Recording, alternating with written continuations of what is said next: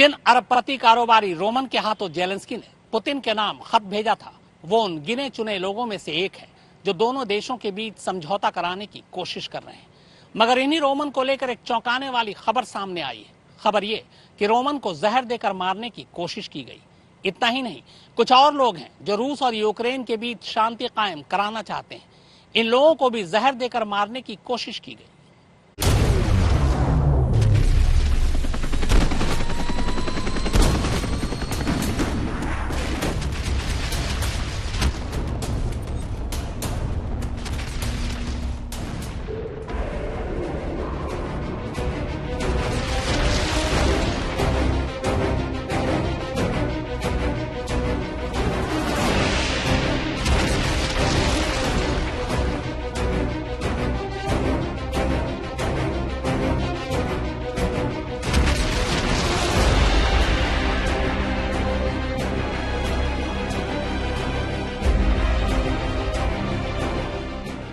कौन है जो युद्ध खत्म नहीं होने देना चाहता?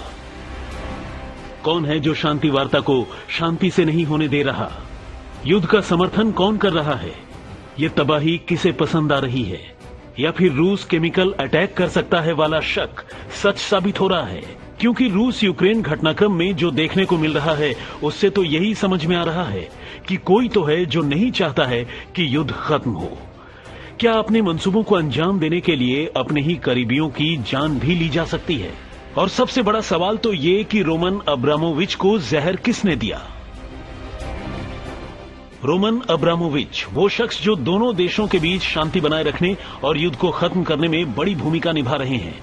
रोमन रूसी राष्ट्रपति व्लादिमीर पुतिन के बेहद करीब हैं और यूक्रेन और रूस में यहूदी समुदाय से उनका गहरा नाता रहा है। रोमन अब्रामोविच 20 साल तक दुनिया के मशहूर फुटबॉल क्लब चेल्सी के मालिक रहे हैं। हालांकि ब्रिटेन और रूस और रूसी कंपनियों पर प्रतिबंध के बाद बीते रोज अब्रामोविच इस क्लब से भी अलग हो गए। अब्रामोविच शांति वार्ता के लिए यूक्रेन में थे। इसी दौरान उनके अलावा दो और लोगों को एक जैसी शिकायत हुई, जिसमें शरीर में दर्द, लाल आंखें और चेहरों और हाथ की स्किन का निकलना शामिल है। तो क्या किसी ने इन्हें धोखे से जहर देकर इनकी जान लेने की कोशिश की?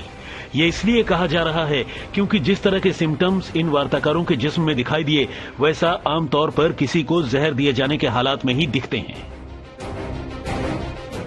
अब सवाल यह है कि आखिर इन्हें जहर किसने दिया? वैसे रूस में ऐसे मामले पहले भी होते रहे हैं।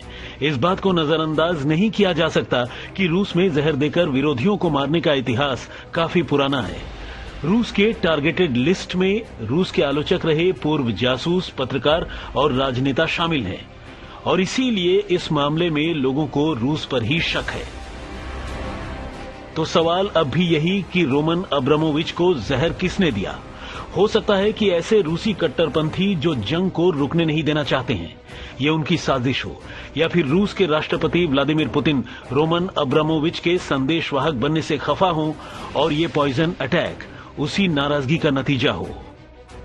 फिलहाल इस मामले को लेकर कई थ्योरीज सामने हैं। आज तक ब्यूरो।